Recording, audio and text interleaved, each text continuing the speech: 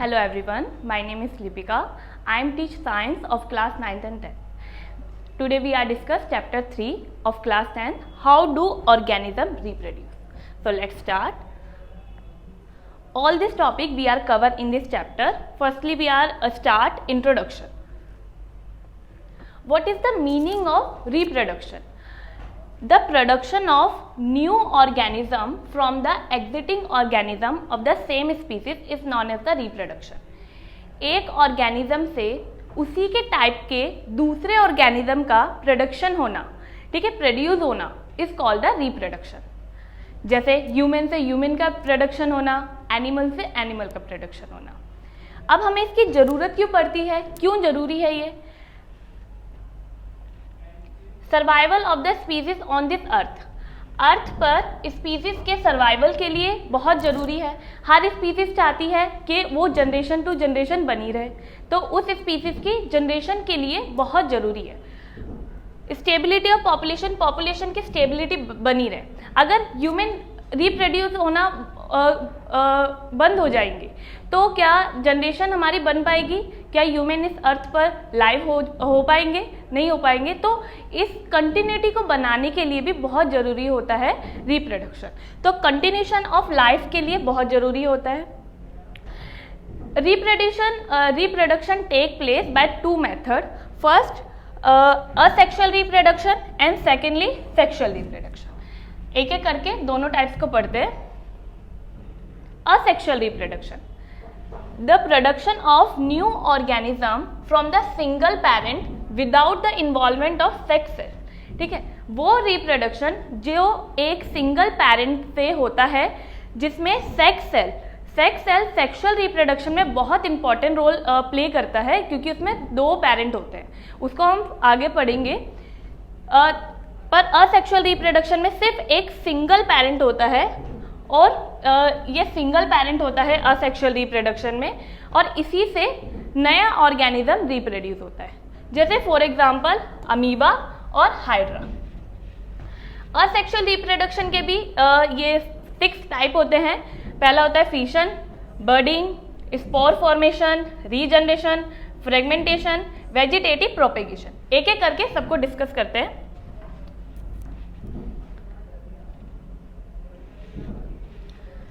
Fission. In the process of fission, a unicellular organism split or divide to form two or more new organism. Fission में क्या होता है, एक जो organism होता है वो डिवाइड हो जाता है. एक यूनिसेल्युलर ऑर्गेनिज्म का मतलब होता है एक सेल वाला ऑर्गेनिज्म. तो वो डिवाइड हो जाता है 2 या 2 से ज़्यादा पार्ट्स में, और उससे नए ऑर्गेनिज्म प्रोड्यूस होते हैं.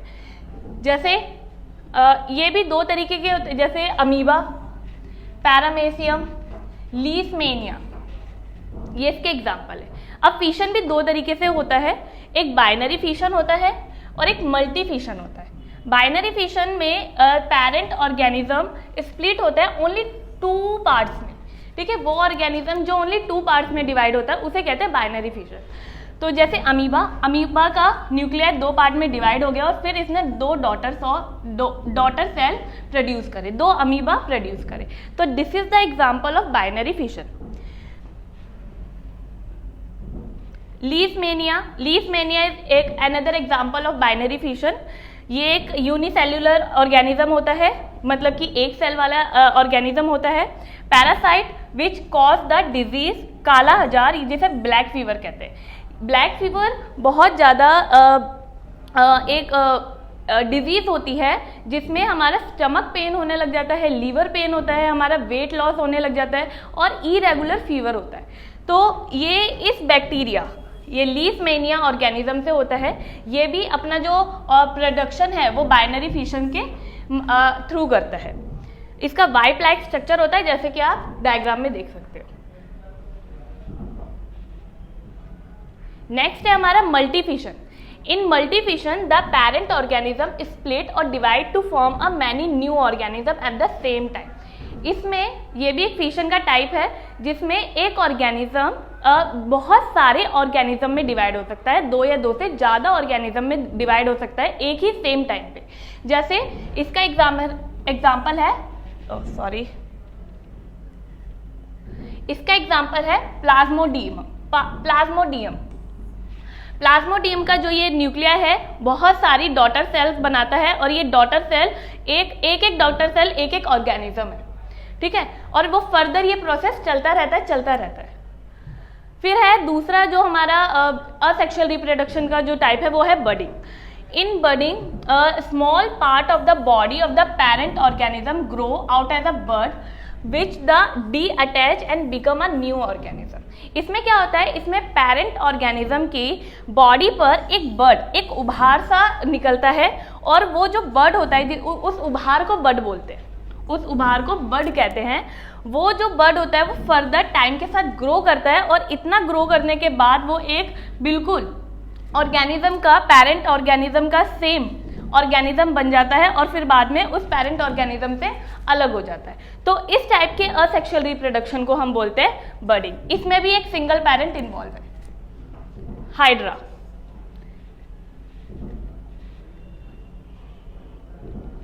दूसरा है स्पोर फॉर्मेशन। इन अ स्पोर फॉर्मेशन,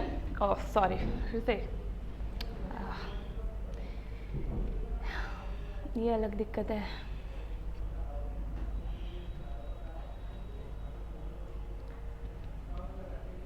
आजा भाई।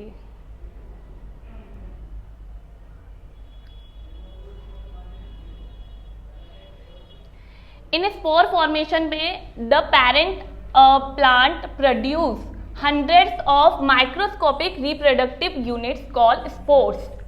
इसमें क्या होता है, इसमें ऑर्गेनिज्म में बहुत सारी माइक्रोस्कोपिक यूनिट्स प्रोड्यूस होती हैं जिनको हम स्पोर्स बोलते हैं। और जब बहुत ज़्यादा वो बल्क में प्रोड्यूस होती हैं और जब उनका जो नंबर ऑफ यूनिट बहुत ज़्यादा बढ़ जाती है ऑर्गेनिज्म में, तो वो ऑर्गेनिज्म ब्रस्ट हो जाता है, फूट जाता है और वो जो माइक्रोस्कोपिक यूनिट जिनको हम स्पोर्स कह रहे हैं वो एयर में फैल जाती है, ठीक है। तो इस तरीके से वो जो एयर में फैलने के बाद वो फूड पे, हमारे फूड मटेरियल्स पे और बहुत सारी जगहों पे बैठ जाती है और वो डैम्प जब उनको उनके अकॉर्डिंग जब कंडीशन होती है, जैसे वार्म कंडीशन हो गई, मॉइस्चर हो गया, तो उसके अकॉर्डिंग वो जनरेट होने लग जाती है। इसका बहुत अच्छा एग्जाम्पल है राइजोपस फंगस। राइजोपस फंगस हमने ब्रेड पे देखा होगा, जब ब्रेड बहुत ज़्यादा दिनों की हो जाती है तो उस पर एक ब्लैक कलर का एक कवर चढ़ जाता है। वो ब्लैक कलर का कवर राइजो फंगस ही होता है। वो स्पोर फॉर्मेशन से असेक्सुअल रिप्रोडक्शन होता है। अब उसमें क्या होता है, वो जो एयर के थ्रू वो ब्रेड पर आ जाते हैं स्पोर्स, और जब उनको मॉइस्चर मिलता है या वार्म कंडीशन मिलती है तो वो जनरेट होने लग जाते हैं, प्रोड्यूस होने लग जाते हैं और अपने जैसे बहुत सारे राइजोफंगस बनाते हैं और वो ब्रेड पूरी खराब हो जाती है। हाँ, तो वो राइजोफंगस लिख लेना इधर, स्पोर फॉर्मेशन का एग्जाम्पल है। फिर है रीजनरेशन। रीजनरेशन वो प्रोसेस है जिसमें ऑर्गेनिज्म के बॉडी पार्ट्स को अगर हम दो या दो से ज़्यादा पार्ट में डिवाइड कर दें या काट दें तो हर एक पार्ट से एक नया ऑर्गेनिज्म रिप्रोड्यूस हो जाता है। उसे कहते हैं रीजनरेशन। जैसे आप नाम से ही समझ सकते हो, जनरेट होना, ठीक है। अगर मैं इसको डिवाइड कर दूं, ये क्या है, प्लेनेरिया है। प्लेनेरिया को अगर मैं 3 पार्ट्स में डिवाइड कर दूं तो हर एक पार्ट से नया मुझे प्लेनेरिया मिल जाएगा। तो it is this type of asexual reproduction called regeneration. फिर है फ्रेगमेंटेशन। फ्रेगमेंटेशन का मतलब होता है टूटना, डिवाइड होना। The process of breaking up of the body of a simple multicellular organism into 2 or more pieces on maturing, each of the which subsequently grow to the form a complete new organism। बहुत difficult है ना। आपने सबने देखा होगा घर में क्या कहते हैं, जो पानी होता है ना, पानी अगर बहुत दिन का रखा रहता है कहीं पे तो उसमें हरे रंग की एक काई जम जाती है, ठीक है। तो दिस काई is called the in the scientific language called spirogyra. Spirogyra का स्पेलिंग गलत है। स्पायरोगायरा होता क्या है, जब ये ऑर्गेनिज्म बहुत ज़्यादा मिच्योर हो जाता है, ये मल्टी सेल्यूलर ऑर्गेनिज्म होता है, जब ये बहुत ज़्यादा मिच्योर हो जाता है तो अपने आप में टूट जाता है ये, और वो हर एक पार्ट से एक नया स्पाइरोगाइरा बनने लग जाता है और वो काई पूरे जो हमारा कंटेनर होता है जिसमें पानी भरा रहता है उस पर जम जाती है। तो इस तरीके से, क्योंकि फ्रेगमेंटेशन है, फ्रेगमेंटेशन का मतलब होता है टूटना, तो इस तरीके से ये पूरी की पूरी जो स्पाइरोगाइरा है उससे नए नए स्पाइरोगाइरा प्रोड्यूस होने लग जाते हैं, क्योंकि वो बहुत ज़्यादा बड़ा हो जाता है, मिच्योर हो जाता है, बाद में वो खुद ब खुद अपने आप ऑटोमेटिकली वो टूट जाता है और हर एक पार्ट से न्यू स्पाइरोगाइरा बनता है। तो it is also the exam part process of fragmentation और सेक्सुअल रिप्रोडक्शन का। ठीक है, next, okay, vegetative propagation. Vegetative propagation, new plant are obtained from the part of the old plant, stem, root and leaves without the help of any reproductive organ. पुराने old plants के part से new plants का generation होना, it is called the vegetative propagation. जैसे हम stem से, root से कौन कौन से बना सकते हैं? रूट से हम कौन कौन से बना सकते हैं? जैसे रूट से हम डेलिया, डेलिया बहुत अच्छा फ्लावर होता है, ठीक है। स्वीट पोटैटो, बहुत फाइबर होता है इसमें, अच्छा है, खाना चाहिए। और स्टेम, पोटैटो, जिंजर। लीव से हम बायरोफाइलम, बायरोफाइलम ये कुछ इस तरीके से दिखता है और इसके लीव्स के थ्रू नए नए और तरीके के बायरोफाइलम बर्ड, इसमें भी एक बर्डिंग का प्रोसेस होता है, ये देखिए इस तरीके से, और इससे इसकी लीव्स के थ्रू नए नए बायरोफाइलम प्रोड्यूस होते हैं। तो ये है वेजिटेटिव प्रोपेगेशन प्रोसेस। अब artificial method in vegetative propagation. अब वेजिटेटिव प्रोपेगेशन, वेजिटेबल का जो हम प्रोडक्शन है वो आर्टिफिशियल मेथड से भी करते हैं। आर्टिफिशियल मेथड का मतलब होता है मेन मेथड जो हमने खुद बनाए हैं। The process of growing many plant from the plant by the main method is called the artificial propagation. जैसे कटिंग हो गया, लेयरिंग हो गया, ग्राफ्टिंग हो गया।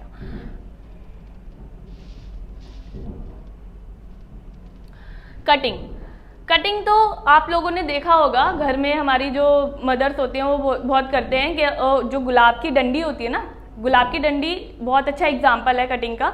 गुलाब की डंडी को काट दीजिए, कोई एक अच्छा प्लांट है गुलाब का, उसकी एक डंडी ले लीजिए और उसको एक फर्दर एक नया प्लांट में, एक नए उसमें मिट्टी में दबा दीजिए और कुछ दिन बाद देखेंगे, आप उसको पानी देंगे, सब कुछ देंगे, तो आप देखेंगे कि एक नया न्यू प्लांट ग्रो हो गया है रोज का।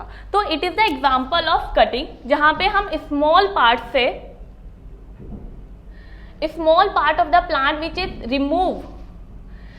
Remove by making a cut with a sharp knife is called the cutting. हम क्या करते हैं, दूसरे जो ओल्ड प्लांट होते हैं, ओल्ड प्लांट्स के जो भी स्टेम होता है उसको हम काट देते हैं और उसको हम फिर से उगा देते हैं मिट्टी में, तो एक नया प्लांट बनता है हमारा। तो इसे कहते हैं कटिंग। लेयरिंग कैसे होती है? लेयरिंग में हम यहाँ पे एक प्लांट होता है, उसकी जो लोअर ब्रांचेस होती है, लोअर ब्रांचेस को हम काटते नहीं है, लोअर ब्रांचेस को हम मिट्टी में बो देते हैं और कुछ समय बाद, और वो जो ब्रांचेस होती है वो अपने पेरेंट प्लांट से लगी रहती हैं और कुछ समय बाद हम देखते हैं उसको हम पानी देते हैं, जब छोड़ देते हैं तो कुछ समय बाद उसमें रूट्स आने लग जाते हैं और वो भी एक न्यू प्लांट्स में ग्रो करने लग जाता है। ठीक है, तो it is called the layering, जिसमें हम जो हमारा जो प्लांट, ओल्ड प्लांट होता है, उसकी लोअर ब्रांचेस से हम एक न्यू प्लांट्स को ग्रो करते हैं बाय द लेयर ब्रांच से, और इसको हम मिट्टी में बो देते हैं। सपोर्ट स्टैक लगा रखा है यहाँ पे ताकि ये गिरे ना, ठीक है। तो इससे एक नया प्लांट ग्रो करता है। तो it is the example of layering. Definition देख लेते हैं। Layering is the technique of the plant propagation where the new plant remain at the least partially attached to the mother plant while forming new root and can occur naturally through. इसमें क्या होता है, वो technique होता है जिसमें हम partially, जिसमें हम लोअर ब्रांचेस को पार्शली मदर प्लांट से अटैच, जो लोअर ब्रांचेस होती है उसको हम नीचे उससे एक नया प्लांट ग्रो करते हैं और कुछ समय बाद उसमें रूट्स आने लग जाते हैं और वो भी एक naturally modified stem structure grow कर जाता है। ठीक है,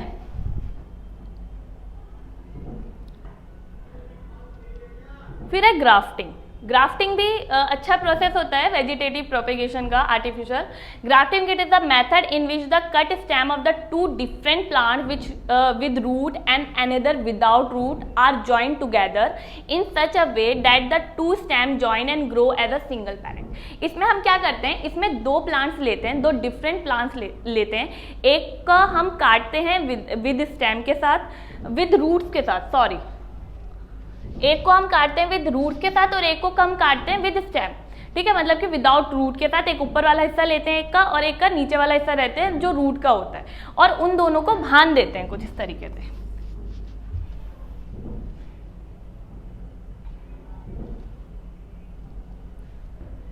कुछ इस तरीके से इसको बांध देते हैं,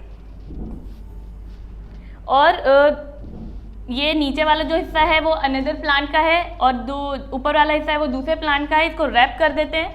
जो नीचे वाला हिस्सा होता है, जो कट स्टेम होता है, जो फिक्स होता है रूट के साथ, जो फिक्स होता है उसको हम बोलते हैं स्टॉक, और जो स्टेम के साथ होता है, जो विदाउट रूट होता है, उसको बोलते हैं साइओन, ठीक है। इन दोनों को बांध देते हैं और कुछ दिन बाद जब हम इसको छोड़ देते हैं और इसका देखभाल करते हैं तो इससे एक नया प्लांट ग्रो करता है। और उस प्लांट में इंटरेस्टिंग बात यह है कि उस प्लांट में इन दोनों प्लांट्स के क्या होते हैं, कैरेक्टरिस्टिक्स होते हैं, क्योंकि इन दोनों प्लांट्स के पार्ट हैं उसमें, ठीक है।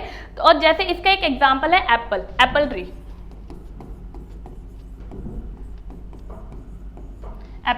तो एप्पल ट्री इसी तरीके से ग्राफ्टिंग के मेथड से उगाया जाता है most of the time।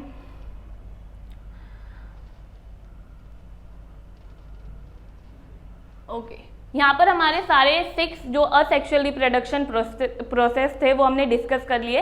इसके बाद एक अनदर लास्ट टॉपिक है असेक्सुअल रिप्रोडक्शन का, वो है टिश्यू कल्चर। टिश्यू कल्चर क्या होता है? टिश्यू कल्चर भी एक प्लांट्स को ग्रो करने का एक मेथड है, ठीक है, जिसमें हम क्या करते हैं, the production of new plant from the small pieces of plant tissue और सेल रिमूव